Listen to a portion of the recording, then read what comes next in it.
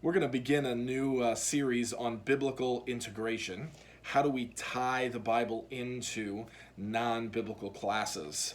And there was a study from ACSI a couple years ago that ranked the different subjects of easiest to hardest of how do you tie the Bible into this subject. The teachers found that the easiest was history, and so that's where we'll begin. We'll begin with history, but hopefully I'll give you a couple ideas that maybe you haven't thought of before, and we'll tear you off into some new directions.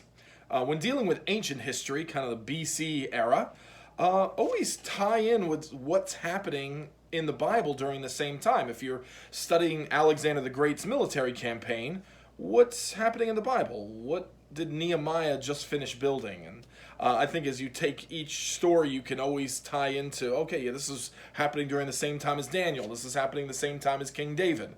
And I think maybe sometimes there's misinformation in there too. I hear people at church and other places make statements like the Israelites built the pyramids. Well, no, they didn't. Abraham would have saw the pyramids, and Abraham was 2000 BC, and many of those pyramids are from 2500 BC or older. So the Israelites didn't build the pyramids. What the Exodus tells us is that they were mixing mud and straw and building structures out of that. And sure enough, archaeologically, we have found structures with these mud, straw, brick components that are the right time period for when Israel would have been there. That's what they were doing. And again, we always are going to see how history and the Bible connect. The Bible is history, and it helps students to be able to see that stuff and make those connections over and over again to help prove to them the veracity of Scripture. Now, as you fast forward down the timeline and you're getting into more of the modern era, discuss the role that Christianity had to play and the church had to play in whatever area, whatever topic you're talking about. I know I had friends go to Xi'an, China a couple years ago, and they had no idea that there was a history of Christianity in Xi'an.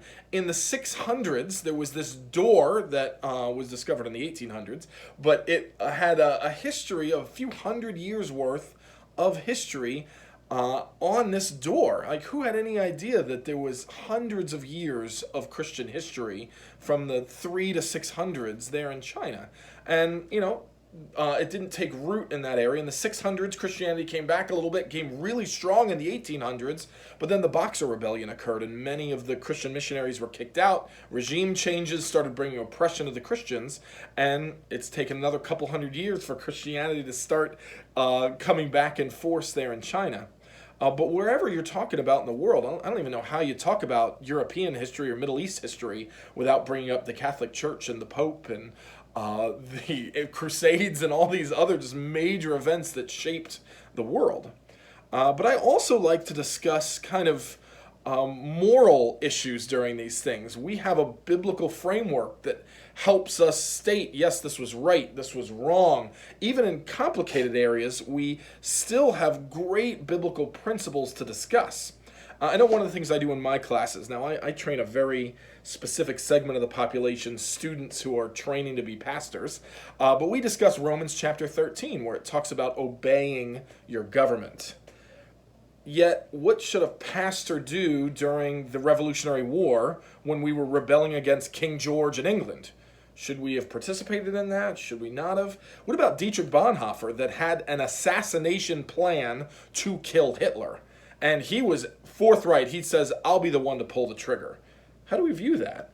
And I think there's so many great topics on war and many other just dark things in history that create great discussion on how a Christian should view this through the lens of Scripture.